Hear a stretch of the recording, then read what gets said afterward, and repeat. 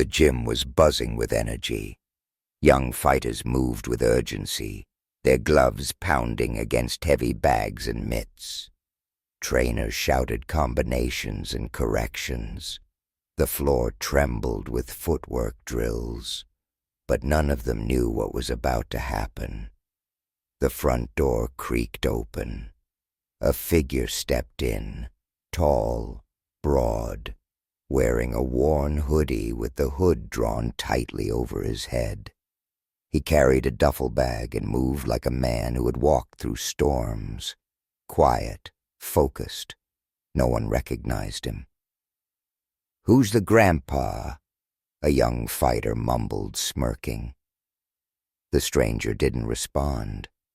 He walked to the far side of the gym and set his bag down. Slowly, deliberately, he wrapped his hands and tightened his gloves. His silence made people uneasy. Then came the sound. Boom, boom, boom. He hit the heavy bag, once, twice, 3 times. Everything stopped.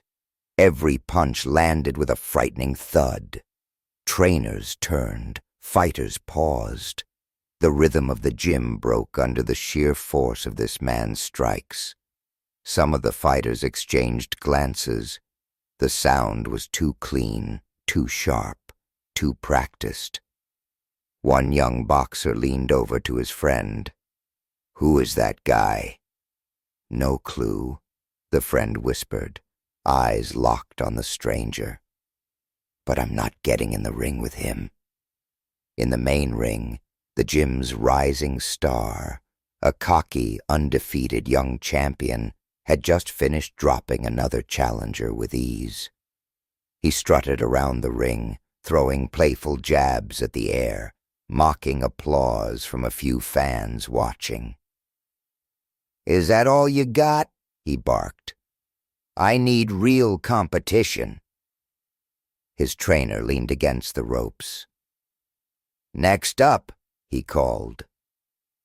A new challenger stepped in, young, muscular, confident. Within 2 rounds, he was on the floor. Another fighter entered, more experienced, sharper footwork, dropped in round 1. A third one stepped forward. He lasted 2.5 rounds, only to be floored by a savage left hook. A fourth one came in, strong and technical. The young champion danced around him, then overwhelmed him with a vicious barrage. Another knockout. He fought 5 opponents. None made it past 3 rounds. Then came a surprise. A veteran boxer, known in local circuits, entered the ring. Though not famous, he had grit and timing. For the first 2 rounds, he gave the young champ a challenge, even landed a few headshots. But in round 3, the champion's speed took over. A brutal right cross sent the veteran to the mat. The ref counted to 10. 6 down. The champion stood tall, sweat glistening, eyes wild. "Is there no one else?" he shouted. The trainer shrugged, laughing nervously. "You're clearing the place out, kid." "Next!" the champ roared, cocky and loud. Another young hopeful approached, hesitant but encouraged by the crowd. "I'll take a shot," he said. He lasted 1 round.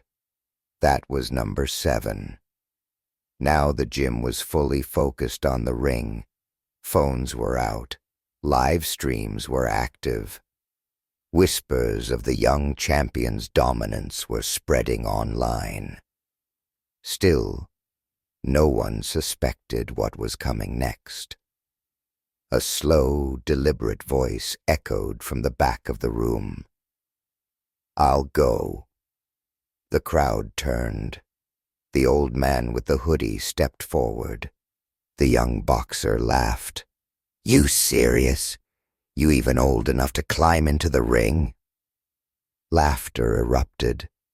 A few phones came out to record the moment, but the stranger simply climbed into the ring, never breaking eye contact with the young champion.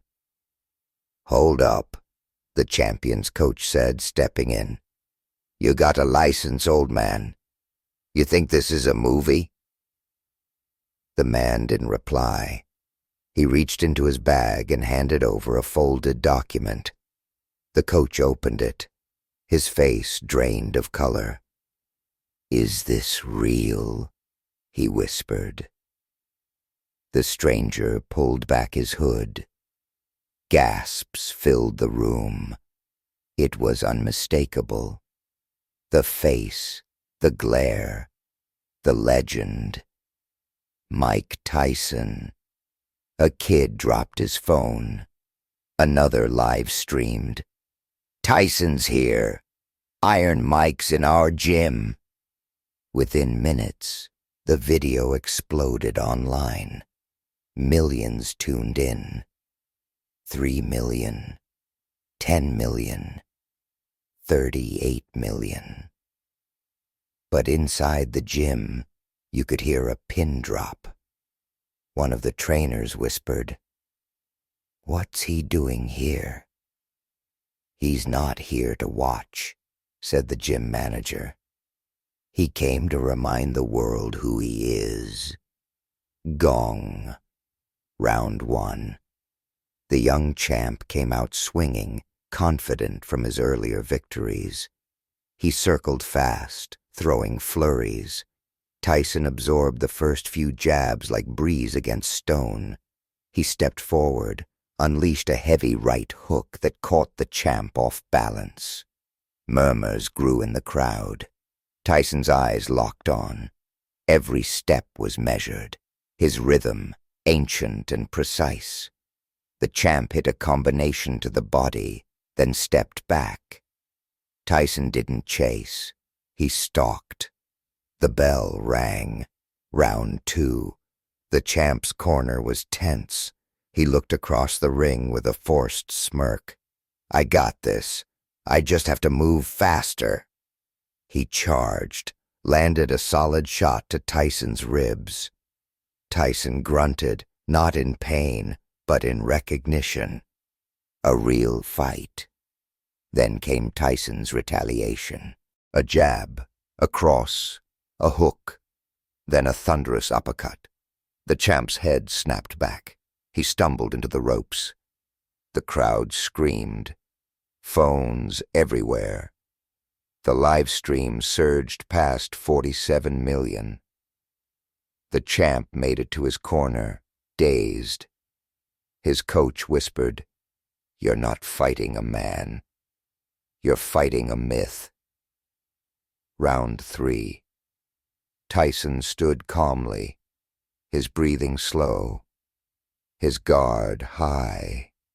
The young fighter lunged one last time.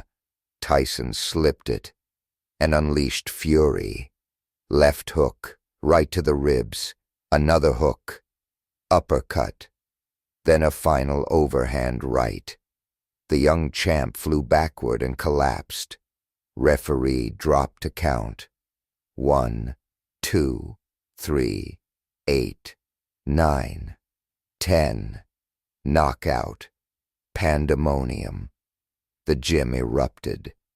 People streamed in from outside. The live stream view count ticked past 50 million. Tyson walked to the fallen fighter, knelt beside him. "You've got fire," he said. "But fire alone doesn't make a champion. Legacy does." He stood, nodded once to the crowd, and turned to leave. A teenager whispered, "I just saw God fight." Tyson didn't smile, didn't wave. He simply walked out the way he came. And the world remembered what greatness truly looks like. Thanks for watching our channel. Don't forget to like, subscribe, and stay tuned for more powerful stories.